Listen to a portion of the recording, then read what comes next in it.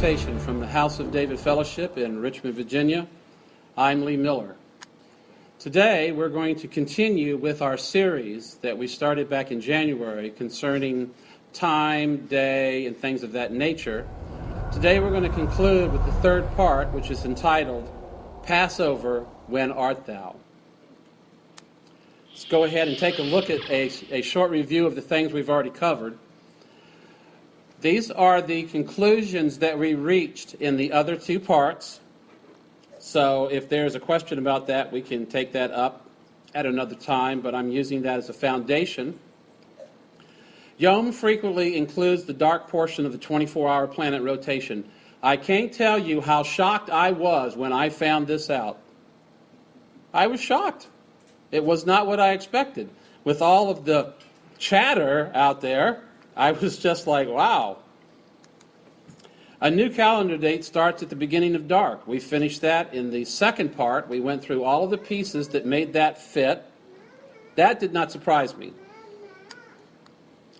The third thing that we covered in the part two was between the settings is after high noon, but before the sun has fully set. And the reason I use settings, the Hebrew is a rev. You're going to see it shortly.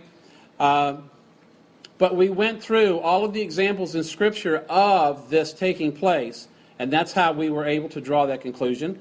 So, that had been lingering. Another one of my friends here in Virginia, he and I had a different perspective on that subject, and I was glad to finally get it done and out of the way. All right, let's talk about Enoch and Hague. That is not a law firm. Enoch is a writing that was available in the first century, and Tim Hague is an excellent scholar who looks into these things. And I'm going to discuss these two subjects as an intro to what we're going to be looking at today. The first one is, First Enoch has a calendar. So does the Book of Jubilees. In this particular case, this calendar has 30-day months, two of them, and then one 31-day month. Of course, this does not really fit because the rotation comes out to 29.535. So you can never get to 31. But their calendar had some other things that were interesting, so I just wanted to let you know that I have looked and examined that calendar. Now, Tim Hague is an excellent scholar. Do not think I compare myself with him. I do not. He has a paper entitled The Chronology of the Crucifixion, a comparison of the Gospel accounts. You can find that on his website, which I believe is TorahResource.com. I think that's the name of it, where he goes through 34 pages to present a conclusion that's going to differ with what I found. So, I respect Tim Hague. I've communicated with him. I respect Dr. Skip Moen, and when I disagree with something Skip says, I call him on it. This is what I do. So, I'm not here to say negative things about Tim Hague. I just want you to know that he has looked into this in great detail and has come up with a different answer from what I'm going to show you today. All right? Here is a couple of quotes just so you can see what he says. Through the centuries, scholars have offered a wide variety of explanations for the apparent contradictions contained in the gospel accounts, but there remains no consensus.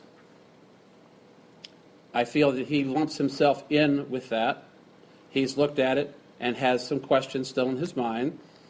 Another quote, given these data, it seems clear that Yeshua was taken from the garden by the handlers of the scribes and high priests before the sun had arisen on the 15th of Nisan. Okay, I do not take that position, but this is what he's saying. He continues on in his paper by saying, it was in the early morning hours of this festival Shabbat that he was brought to Caiaphas, and when Peter denied him.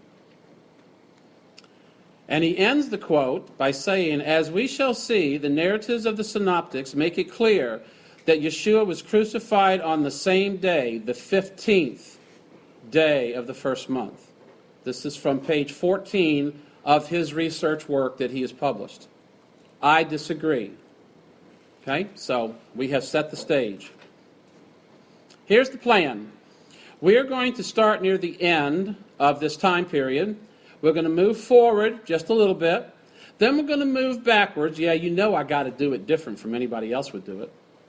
Allowing each gospel account, and follow this, allow each gospel account to establish where it is on the timeline compared to the other three. I don't want to be prejudiced. I want every gospel to speak for itself and account for its position. Each gospel will be responsible to designate the day-night time period of the week, and I will demonstrate that. First, before we get into it, I want to give you the code. This is the encoder ring that I have not passed out, but I'm going to give it to you now, so that as you go through this, you're going to be able to say, what is that? Oh, I know what that is. All right. In Matthew 27, verse 1, he says, when the morning was come, and you'll see, obviously, I got that highlighted, all the chief priests and elders of the people took counsel against Yeshua to put him to death. Mark 15:1a, and straightway in the morning, chief priests held a consultation with the elders and scribes and the whole council.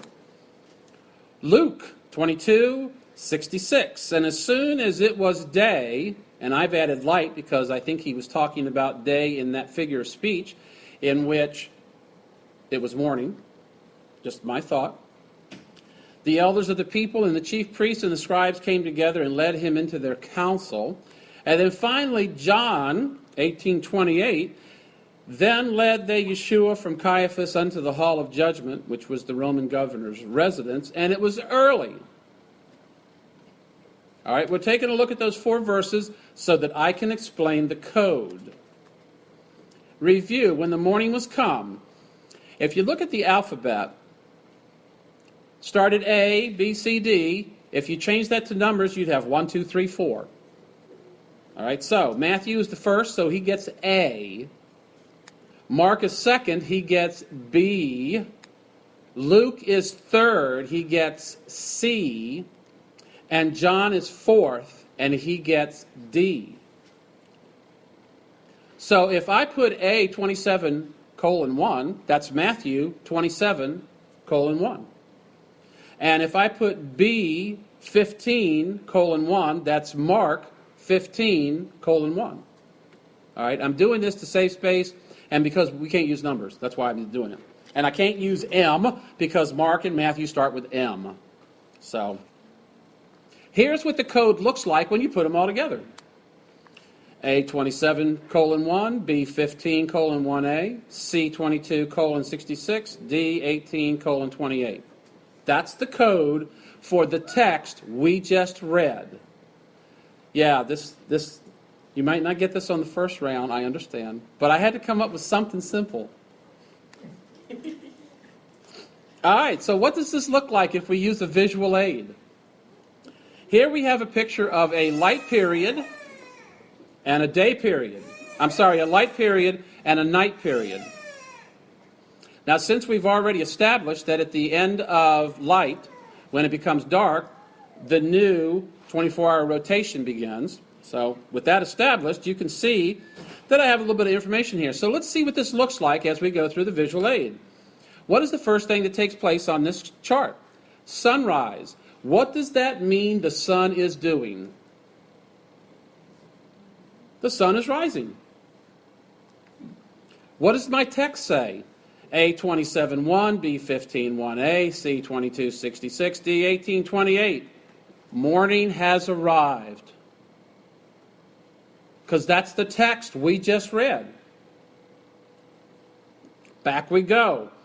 When morning was come, straightway in the morning, as soon as it was day, and it was early, equals morning has arrived. So as you read my comments, I am drawing them out of the scriptures and kind of like summing them up. Because, you know, even with visual aids, you only have so much space on the screen. So let's go to another example. This is the next item that will be displayed on the visual aid. Matthew 27:2. What does he say? And when they had bound him, they led him away and delivered him to Pontius Pilate the governor. Notice the highlightings. Mark says, and bound Yeshua and carried him away and delivered him to Pilate. That's the B part. That's why I had A and B. Luke says, this is the next verse, the whole multitude of them arose and led him unto Pilate. John says, they led Yeshua from Caiaphas unto the hall of judgment. Pilate then went out. All right, what is the connecting pieces here? Delivered to Pontius Pilate, delivered to Pilate, led unto Pilate, led unto Pilate. The code looks like that. Let's look at it on the visual aid. Sunrise means the sun is rising. Morning has arrived. What is my conclusion from those 4 verses? They delivered him to Pilate. See how simple this is? All right. I will not be giving any more examples. Let's just go through this now. Number 3, you'll notice I have numbers 1, 2, and 3 that are in the graphic to show you the position of this during the light period of whatever day we're discussing. All 4 Gospels say Pilate acknowledges the custom and states, whom shall I release? Number 4, all 4 Gospels state Yeshua was led to Golgotha. Number 5, at that point, narration states, they parted my garments, which of course, as you know, is a quote from Psalm 22. 6, all 4 Gospels, King of the Jews sign comes into existence. 7, 2 thieves are mentioned. Now, notice that noon has just occurred. We've gone 1 through 7. Now we're at noon. This is high noon. What happens to the sun once it reaches the top part of the sky? It begins to set. And where is it going? All the way down to sunset. That's all we're showing here. What is that called? Between the settings. Ben Ha'abarim in Hebrew. We looked at this in part 2. Let's continue. Number 8, the 6th hour to 9th hour, there was darkness. John does not mention this. You see the 8 is blocking out the sun in the graphic there. That's why it's dark for those 3 hours. It's also interesting to note, if you remember, we discussed general versus absolute principles in Genesis 1, 14 through 18, where it said that the sun would be ruling the day, the light portion. But yet we found out in a certain square mileage area of Egypt in Exodus, for 3 light periods, the sun was not ruling the day, darkness ruled the day. Well, here's another example of darkness ruling the day and the sun not ruling the day. Same Hebrew, Greek words there. Okay, number 9, Yeshua gives up the Spirit. All 4 Gospels note that. And then in number 10, which is the end of this visual aid slide, when evening had come, Joseph of Arimathea, ... All right, so, as you can see, during whatever day this is, this light period, all 4 Gospels agree on all points that are listed there. All right, here's the summary, 1 through 10. Now, let's move forward. This time, instead of using the code, I'm breaking them out independently. The next verse, we ended at 27:57 of Matthew, where it said Joseph of Arimathea came, and etc. Now, the next day that followed the preparation day. All right, so look at what I've got in the light period, preparation day, dot 1. This is our first witness to what that time period was.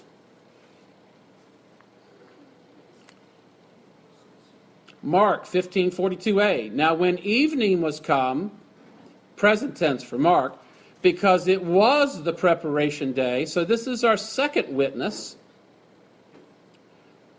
to the time period we looked at was the preparation day. But Mark has more to say. That is the day before the Sabbath. So if you look to the right, you can see that the next day was a Sabbath day. All right, let's go to Luke. And that day was the preparation day. Third witness to the light period we just discussed is the preparation day. Luke's not finished either. And the Sabbath was about to begin. Second witness to that next day is the Sabbath day. John, the Jews therefore, because it was the preparation day, fourth witness out of four possible witnesses, all concurred that the preparation day is what we have just been discussing. Second part of that passage in John, the body should not remain upon the cross on the Sabbath day. Think back to the previous presentations when we discussed two of those in Joshua as it related to the commandment in Deuteronomy. He also tells us what kind of Sabbath day this is. For that Sabbath day was a high day. So now we have three witnesses that the next day was a Sabbath, and John says it was a high Sabbath. All right, so what does that tell us? That day was the 15th. What does it make the previous day? The 14th. All right, let's continue. Move backwards in time. We've got the pieces so you can see where we are in the preparation day. Let's go all the way back to the beginning of the 14th, which would be when evening had come. We read that. When evening had come, betrayer was announced as Judas. Peter says, "I'll never be offended." Yeshua counters that. They went to Gethsemane. Judas and the guards arrive. Yeshua is taken to the high priest. Examination of the lamb commences. Peter denies 3 times. And where we initially started this, when morning had come.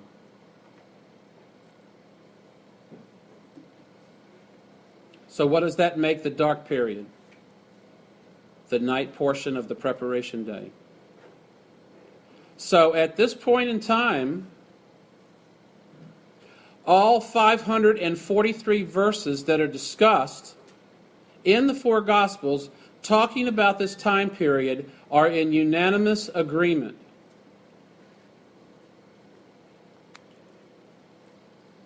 Here we go. Every gospel agrees when the preparation day was and when the Sabbath was. There are no conflicts with any gospels in the calendar so far. Now, let's deal with conflicts. Mark 15:42b, 15th was the Sabbath. That's what he said. It agreed with all the other gospels. That means the previous part is the light portion of the 14th. Yeshua examined, led to Golgotha, died around 3, Joseph, etc. We just covered that. So, the night portion, which we also just covered, Judas at the garden, capture of Yeshua, Peter's denial, and they end it with when morning had come. That's how they end that discussion. So 14:17 of Mark begins the 14th, which is the text we just read, and that we just aligned with all the other Gospels. And that text says in the evening he comes with the 12. All right, so let's continue. Since verse 17 is the beginning of the 14th, whatever took place on what day? The 13th. The stuff that takes place on the day before the 14th is what day? The 13th. So let's take a look at that text, 14:12 through 16. Now the first day, the unleavened, when the Passover is sacrificed, this is the 13th, his disciples said unto him, Well, where do you want me to go to prepare the sacrifice of the Passover? So we now have a conflict. The lamb is slain on the 13th. We know that from where? Exodus? No. The lamb is slain on the 14th. But here the lamb is slain on the 13th. That's what the KJV says. How well we know the plain reading of the English text. The rest of 14, 12 through 16, send two disciples, go into the city, secure a room, make ready the Passover. And then 17, which is what we covered, when evening had come, Yeshua arrived with the 12. So, here we are. This is just rerun. The meal, Peter, the garden, Yeshua captured, examined. The first day of unleavened bread, the 13th. No one's ever heard of that before. As the English stands, that's impossible. I mean, you could unleaven your house on the 13th and nobody would say anything to you, but that's not the first day of unleavened bread. B, first day of unleavened bread, when they kill the Passover on the 13th. We know that's not what the text says. The text says the lamb is saved up to the 14th, and then it's killed on the 14th between the evenings, between the Erev. So that's even more impossible that the lamb is slain on the 13th. So, what's the solution?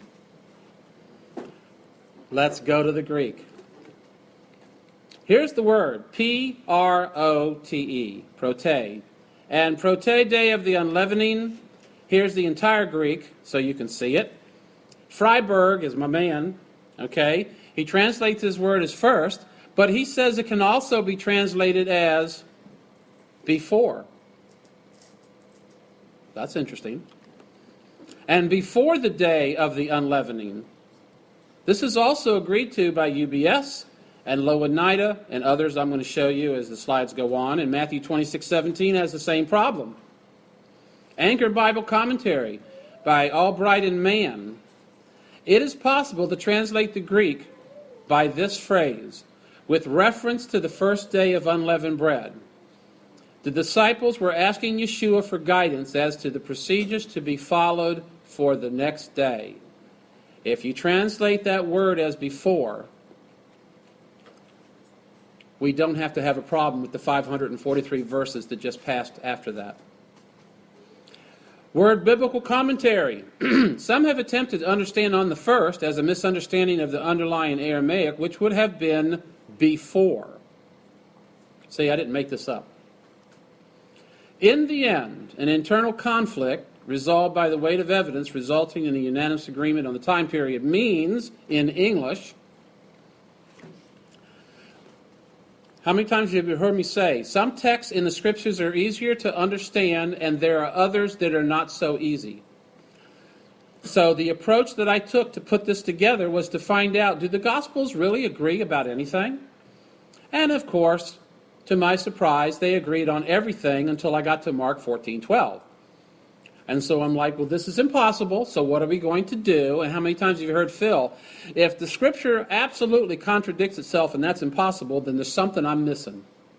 And in this particular case, it's a single translation of a Greek word that shows up in two Gospels. When that's resolved, every single thing lines up without question. Okay. Moving on to Yom Kippur. When is Yom Kippur? Well, what does the text say? 7th month, 10th day of the month. 10th day of the 7th month. 10th day of the 7th month. Sounds like the 10th day of the 7th month. Back to the visual aids. Dark portion of the 9th day, light portion of the 9th day, dark portion of the 10th day. Light portion of the 10th day, Yom Kippur. The text says, it shall be unto you a Sabbath of rest, and you shall afflict your souls, in the 9th day of the month at evening. From evening unto evening shall you celebrate your Sabbath. I believe that's KJV.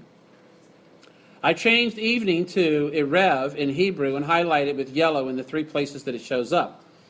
So what we end up with in the 9th day of the month at Erev, from Erev to Erev. So now we have to find out what Erev means in this text. Does Erev mean the beginning of the 9th day? Or does Erev mean the beginning of the 10th day? Or which day is Yom Kippur? It's the 10th day. So if you're going to start at the 9th day at Erev, that's going to be at the end of the 9th day, at the beginning of the 10th day. All right. Now let's look at it in an even more interesting way. In the 9th day of the month, at the end of that day, is my suggested translation of this text. It shall be unto you a Sabbath of rest, and you shall afflict your souls in the 9th day of the month, beginning in the 9th day of the month, at the end of that day. I'm submitted that for a translation consideration. Okay? Now, what about Passover? In the first month, on the 14th day of the month, at Erev, you will eat unleavened bread until the 21st day of the month at Erev. Sounding a little bit similar here. I've highlighted 14th day of the month at Erev, because that's what we're talking about. The other was the 9th day of the month at Erev. Let's look at it in the Hebrew. The Hebrew is 9 moon Erev, and it's translated in the 9th day of the month at Erev, or evening. Exodus is 4:10 Yom. It's interesting that there is no Yom in the Leviticus passage, but most translators put day in instead of saying the 9th of the month at Erev. They put the 9th day. I'm not going to yell about that. But I'm telling you, Yom is not in the passage. On the 14th day, so that's the 4:10 Yom, moon Erev. Same thing. Now, my question is, how does the Hebrew match up? Well, obviously we know that 9 and 4 are not going to match up, and Yom is missing, and 10. But when you put them together, you'll notice that they are exactly the same in Hebrew, and it's not just the Hebrew letters that are the same, but the vowel pointing is exactly the same for these two phrases. So whatever one means, the other means. So if Yom Kippur is on the 10th day of the month, which is starting at the 9th day at Erev, then unleavened bread is eaten at the 14th day at Erev, which is the end of the 14th. Just like you start Yom Kippur at the end of the 9th. So in this particular case, the Hebrew agrees 100%, which aligns with everything we just said coming out of the Gospels that agree 100%.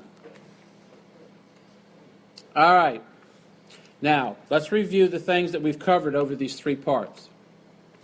We learned that the lamb can only be sacrificed in the afternoon of the 14th of the first or second month, and the disciples knew this. I submit the disciples knew this. Because if you remember when we looked at this text in the previous discussion, it wasn't the first and the other. It was the first and the second. And we broke down every passage in Torah where it talked about those two sacrifices. And we looked at the Hebrew to make sure they were all identical, and they were. And that's why we've concluded this from that presentation. Going back to the Gospels, every Gospel agrees when the preparation day was. You saw that. We got all four witnesses. And when the Sabbath was, which is the 15th. There are no conflicts at all if we translate prote as before, because we know that if we don't, the text is impossibly, irreconcilable would be the big word. All right, so here's the expanded harmony. Before the day of unleavening, when they killed the Passovers, his disciples said unto him, Where wilt thou that we go and prepare that thou mayest eat the Passover? It works for me. All right, conclusions. As best as I can tell, there were no calendar conflicts between the priests and the Pharisees concerning the 14th sacrifice in the afternoon that year. No conflicts, because everybody is on the same page. They're all listed in one place or another in the 543 verses that are discussing that single time period. They're all mentioned at some point, and they were all doing it at the same time. Thought that was interesting. All right, so that is the end of this presentation and this series. I will now take questions.